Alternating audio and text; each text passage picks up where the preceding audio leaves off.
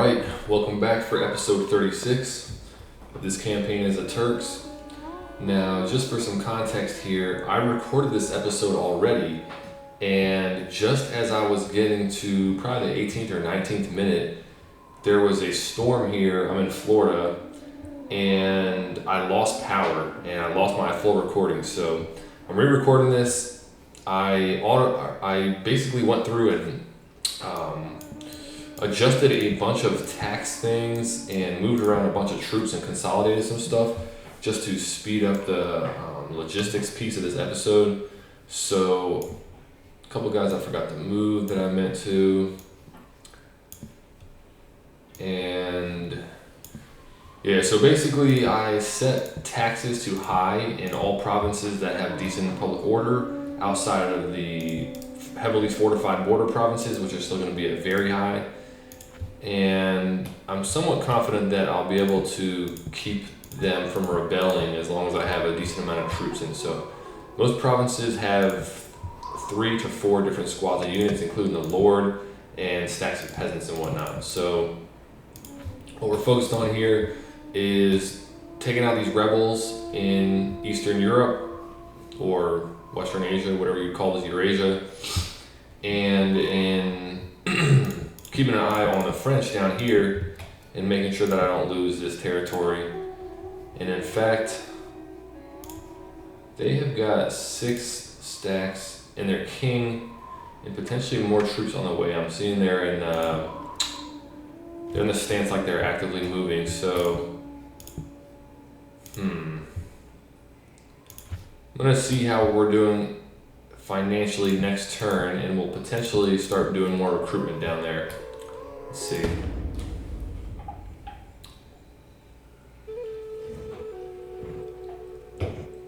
Okay, and the rebels are still attacking. Looks like they're going for a 3rd province now.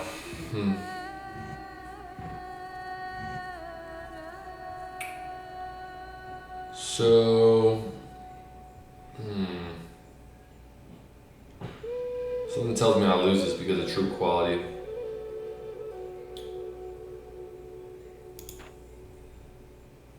Okay, it's not horrible.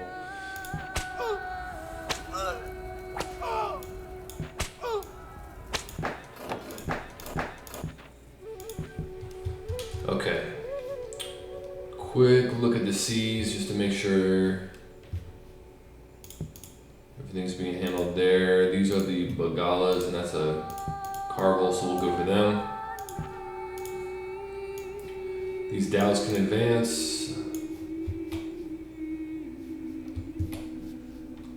Excuse me, looks like that's the only area that there is much ship movement in. I want to make sure I get this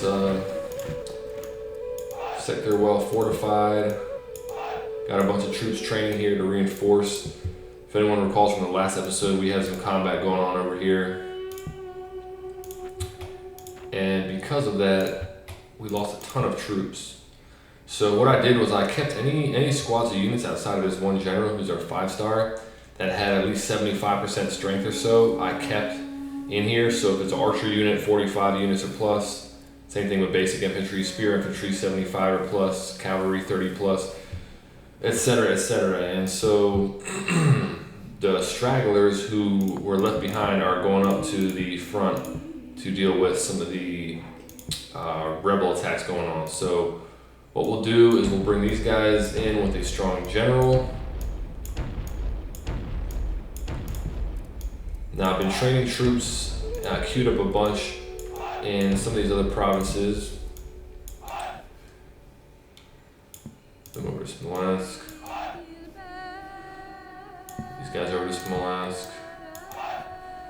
These guys to Kyiv. Strong general to Kyiv.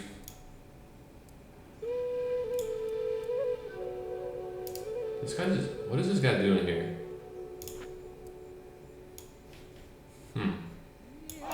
Not sure what he's doing there, but I'll move him. And I believe that's all I wanted to do for those provinces. What's going on here? How did I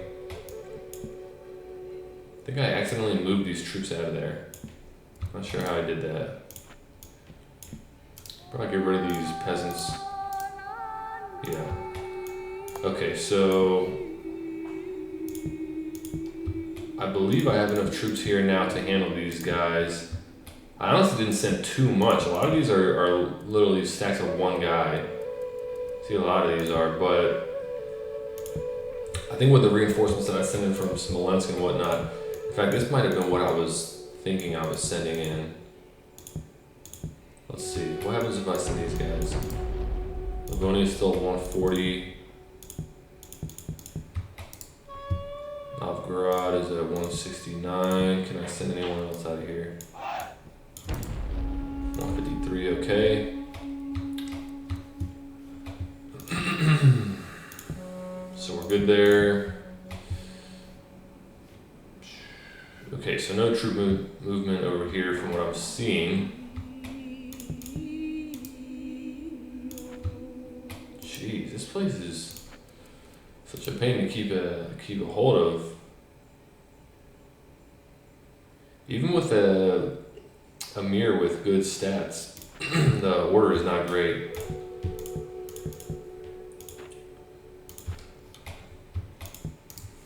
Not gonna spend any more money for this turn. I got so much troop production queued up between this area and this area. I think it's better I hold on to my funds for now. See how this combat plays out in Lithuania, or Livonia, whichever province this is. I feel like I mix those two up a lot. Okay, Lithuania. So they're backing out of there. They're going to go back to Chernigov, which I just lost, I believe. Lost the Bagawa, fighting the French fleet. Good thing is we kept this, so we want to get someone assigned.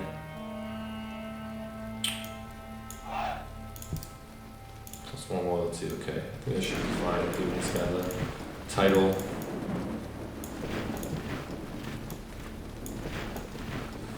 So that means that we can send fresh troops over this way. Still keep high taxes there. Strong general with some more cavalry and whatnot. I'm training steppe cavalry there in Kiev.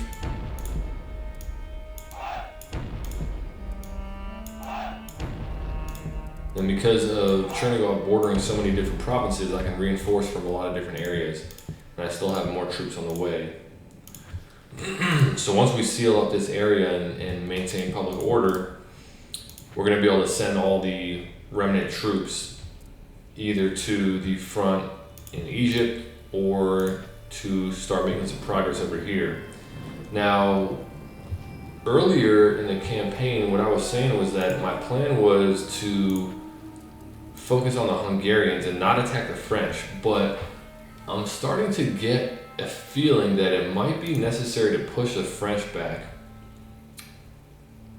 I'm gonna keep an eye on this, because what I'm thinking is, as long as I can keep the one territory choke point and push all the way back to, say, Morocco, that would gain me the income from all these provinces, and I probably wouldn't need to spend too much effort on maintaining public order in these areas. And if that's the case, because some of these places have resources and trade goods, they can probably generate a little, like just giving an eye on this, 500s, almost 800, almost 600, 128, but that's not much. But having these provinces would give some more income that could contribute to the push over here without requiring me to cover more surface area for defensive purposes. So we'll see what happens with this French force here. I'm not sure if they'll end up attacking me at some point or if they'll go elsewhere in case a war starts. I cannot see any of the AI declaring war on each other at this point in the campaign. It's been so long that there's been no aggression against anyone except myself. But that is an option I'm going to keep in mind.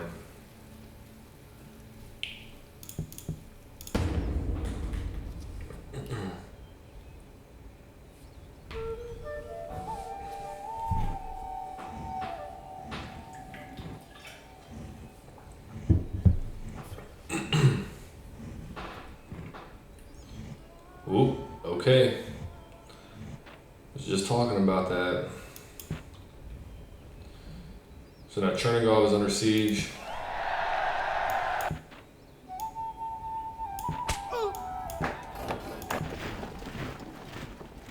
Okay. So time to start doing recruitment down here. And that's exactly why I wanted to hold off on doing more construction and whatnot in some places. Like I was looking at Constantinople thinking, maybe I'll expand the infrastructure here. But this is exactly why. So troop-wise, are they building anything particular? It seems like they have a pretty healthy mix of troops. A lot of spears, a lot of archers.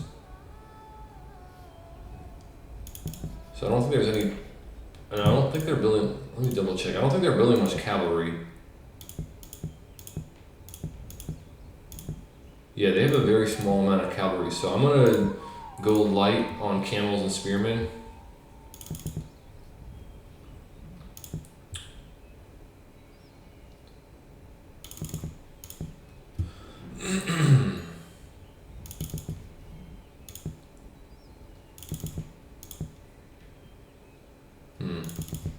Whatever, they're shielded.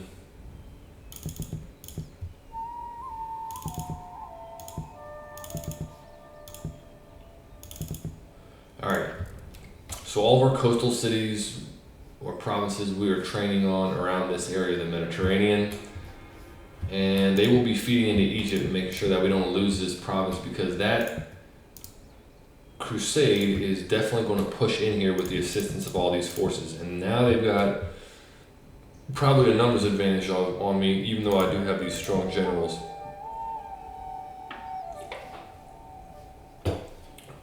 Now over this way, it's going to take 2 turns to take that down. I'm going to wait on sending in, well, you know what? Pereyaslavl can only touch Kiev and Khazar, so what I'll do is I'll bring troops from Ryazan into there, from Lithuania.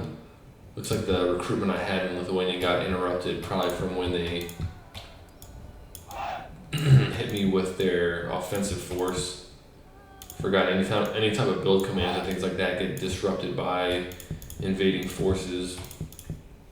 And I forgot to re-queue them, so no reinforcements from here, not that they'll be super necessary. And yeah, I'd say we wait till we capture Chernigov to push anything into here.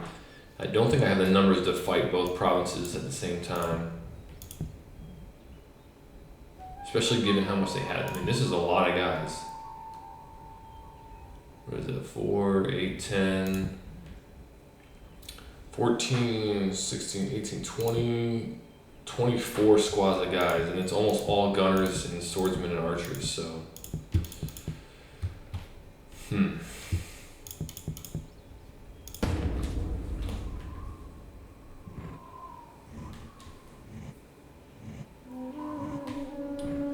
Crusade's there. Alright, so that means I need to move everybody from the coastal forces straight into Egypt, as opposed to waiting. You know, sometimes I'll wait for these guys to pile up and then I'll send them in bulk to save some time. But for now, don't have the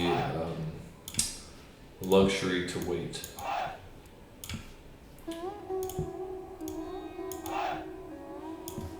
Be very curious to see if they hit me here. We got a lot of guys here. Luckily the Crusade has basically no scale to it. They don't have any zeal really in there. Not sure that they don't have like they don't have a church or anything, chapter house or anything built up here.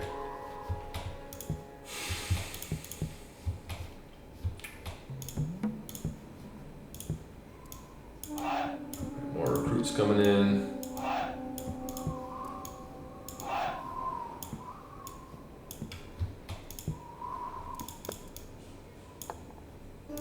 These guys are outside just so I know I can move them. Okay, income is still good. And bank account is still good. This is one spot I forgot about. I need to keep consolidating here so I understand how many troops I have available.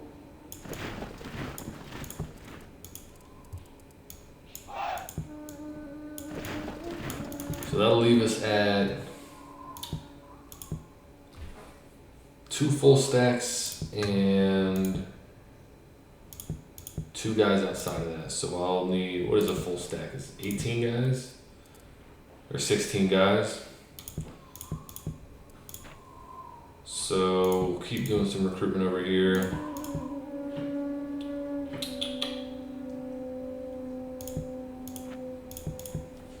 Keep piling guys into Croatia.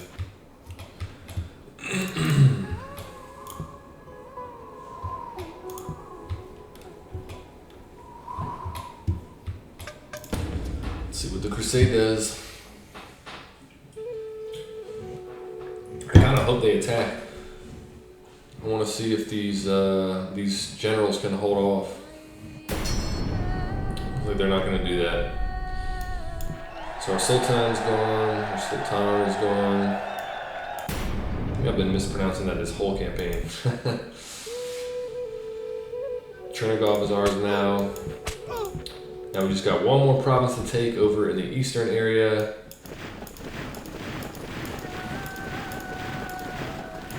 And we will be good to go. All those forces can go elsewhere. And we can begin to push another province.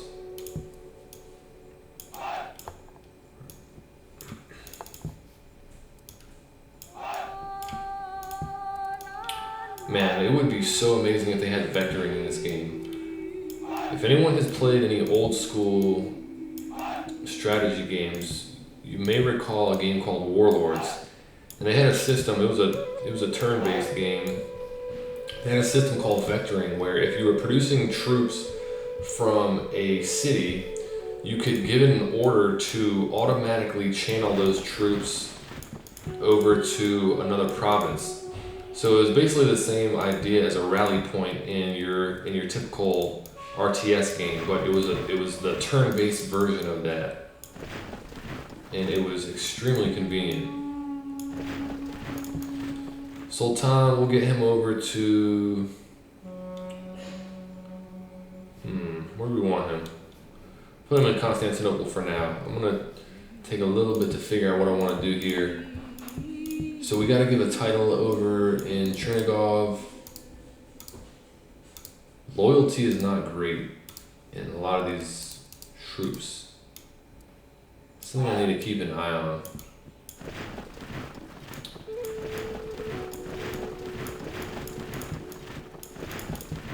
I wonder why that would be.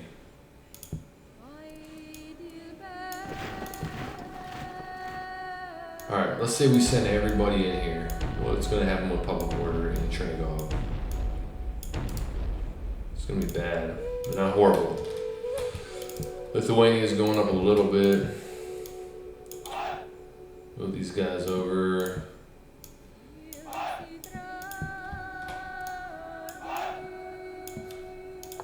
Now from everywhere else, whoopsies, 1, 2, 3. Move them into Pereyaslavl. And help with the attack. Income 365. What are we getting from farming? 298. 298. So that's almost a 50 increase. Probably worth it in the long run. Hope this is enough guys to deal with these troops. Kind of just blindly throw everyone in here, but I believe it should be enough guys. Especially with me having a better general than them.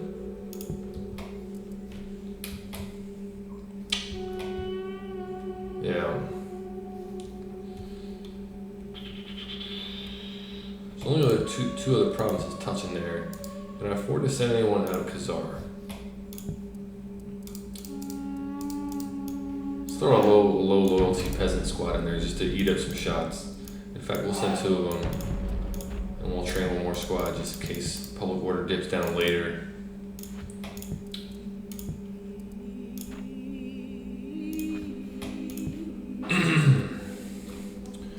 Get a quick time check here. Okay, I'm at 20 minutes. Alright, well, for the sake of seeing what happens here, let's just end this turn. Finish the episode seeing what happens in this combat. Couldn't tell, did they attack there, the French? Holy shit. I lost that. Ouch. Okay, that's good.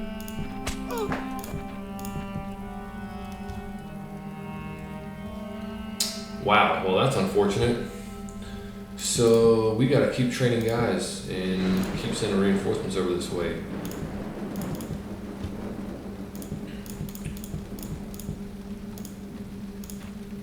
Good thing is we can outproduce them.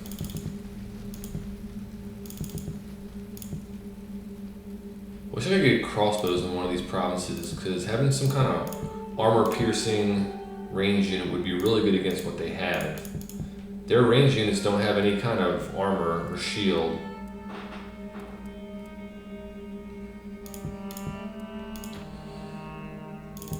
So we'll just get armor punching and cavalry for now, because they don't really have any spears outside of the one squad of feudal sergeants. I guess they got these guys too, but nothing too crazy. So, alright, we're going to end here. It's a shame we lost that, but we retain our high-ranking generals. And I mean, we got some income back. And it looks like because of the rebellion, the French are starting to scatter down here. I almost wonder if I attack this. But let me not get ahead of myself. That's a good time to stop. I'm going to end the episode here. Thanks for watching, and I will see you on the next one.